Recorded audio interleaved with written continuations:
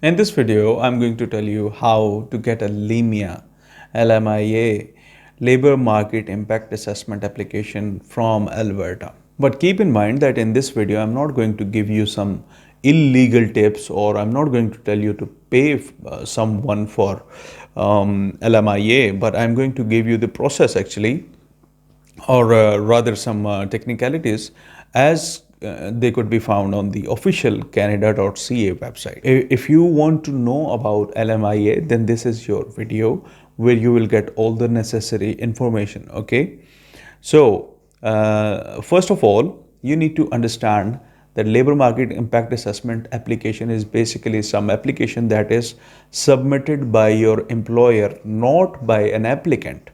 Okay, so the your future employer, he needs to apply for an LMIA, and there must be some procedures and application times, and there must be some processing fee for that. Okay, so your employer needs to go through all of that, and let's check what are the reasons for an employer to get that LMIA application rejected. Okay, there are certain conditions that may justify that we cannot process an LMIA application.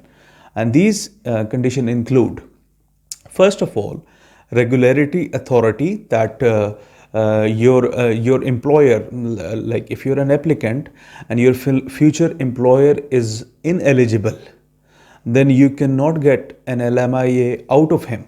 Okay, so you need to know whether your employer is eligible or not. For example, if your employer regularly offers services in the sex industry, like erotic dances and escort services, then he cannot get an LMIA for you.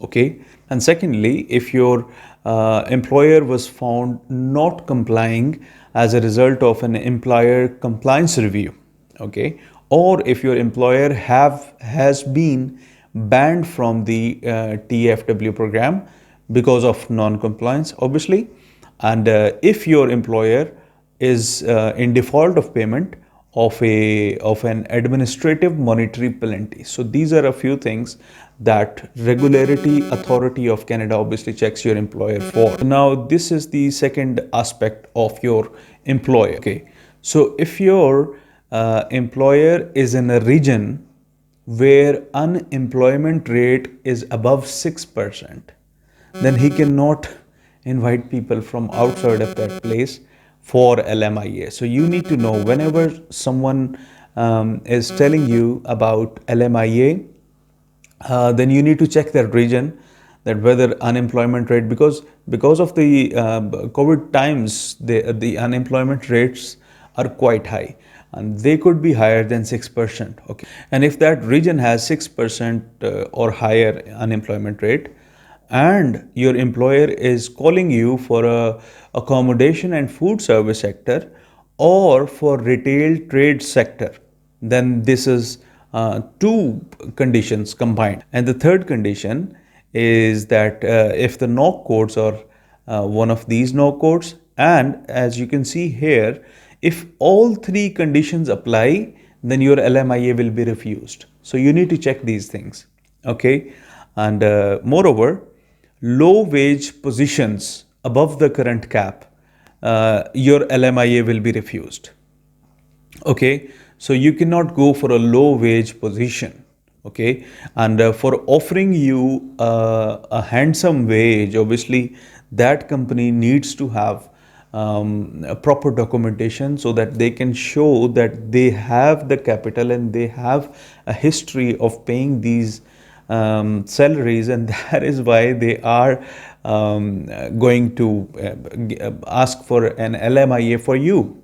Okay, so you cannot apply for low wage positions. Okay, and then this is a list, and your occupation needs to be on that list, then you will get an LMIA. If your occupation is not on this list, then unfortunately you will not be able to get an LMIA.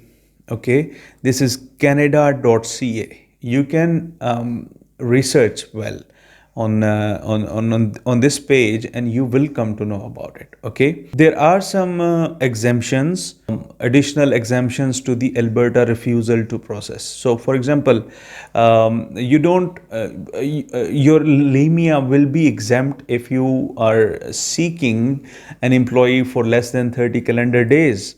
Then obviously if it is an installation, an inspection, a repair of equipment because of warranty or not because of warranty, then obviously for less than 30 days your employer will not need a LMIA. Okay, then here's another point related to express entry.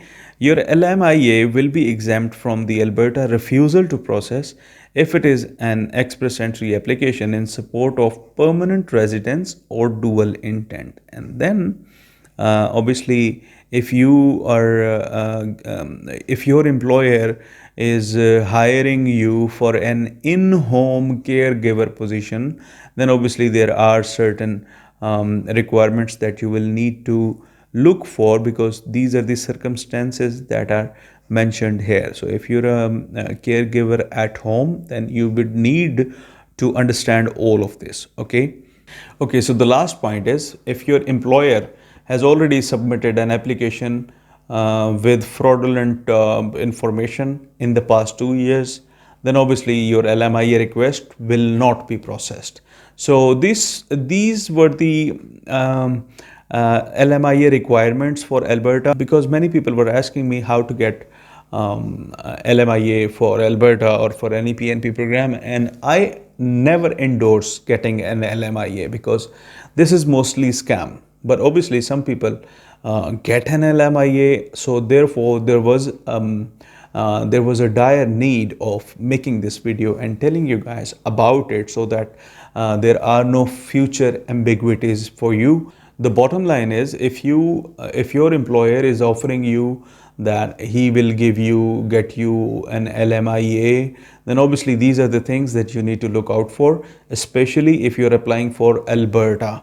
If your employer is in Alberta, then you need to look out for these things. Okay, so I would leave the link of this web page below, where you can study it yourself, and basically this gives you an idea of what's going on behind the scene. You would come to know about the main points where you can look out for when you are researching for an employer. Okay, so I mean, still I don't suggest anyone going for LMIA. Okay, this is not my recommendation, but if your application is already in process, then you need to look out for these things. Okay, I hope you understand my point. This is Iftikhar and I am signing off.